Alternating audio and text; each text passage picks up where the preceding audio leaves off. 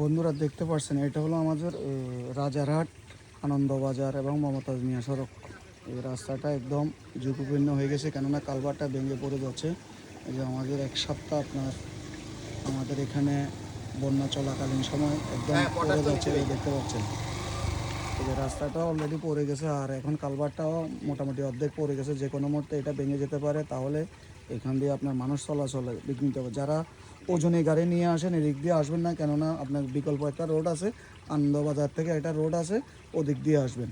এই যে আমাদের হামিদ আপনাদের উদ্দেশ্যে কিছু বলবে, কেননা এখান দিয়ে রোডে যে ভাই রোডটা তো একদম ভেঙে গেছে। এই যে জি ভাইয়া, আমাদের এই চলাচলের জন্য সবচেয়ে নতুন রাস্তা হয়েছে মমতাজ মিয়া থেকে বালুচমনি পর্যন্ত।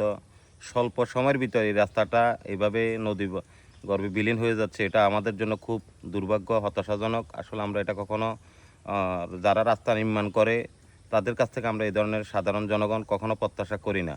আমরা সবসময় প্রত্যাশা করি একটা রাস্তা দীর্ঘমেয়াদী হোক, করা হোক, যেন মানুষ সুফল পায়। এই সুফলের কারণে মানুষ যেন চলাচলে, যেন ব্যস্ততম মানুষের জীবনের চলাচলের ক্ষেত্রে যেন খুব সুবিধাজনক হয়, এই প্রত্যাশা আমরা সবসময় সরকার থেকে করি। ঠিক আছে, ধন্যবাদ হামিদ ভাইকে। আর আমি এটা নিয়ে কিন্তু আগেও 2টা ভিডিও করেছি, আজকেও আবার আপনাদের উদ্দেশ্যে দেখাচ্ছি। এই যে কোনো মুহূর্তে আপনারা এই যে দেখতে পাচ্ছেন এখানে অনেক বিশাল গর্ত হয়ে গেছে। তবে আজকে এক সপ্তাহ যাওয়ার বন্যার কারণে একদম ভেঙে গেছে পুরোটা। যে বড় কোনো গাড়ি এখান দিয়ে চলাচল করতে পারবে না। চলাচল করার জন্য আপনার বিকল্প রাস্তা হলো যে আপনার আনন্দবাজার থেকে ওদিক দিয়ে একটা রোড আছে, আপনারা ওই রোড ব্যবহার করবেন। ধন্যবাদ বন্ধুরা।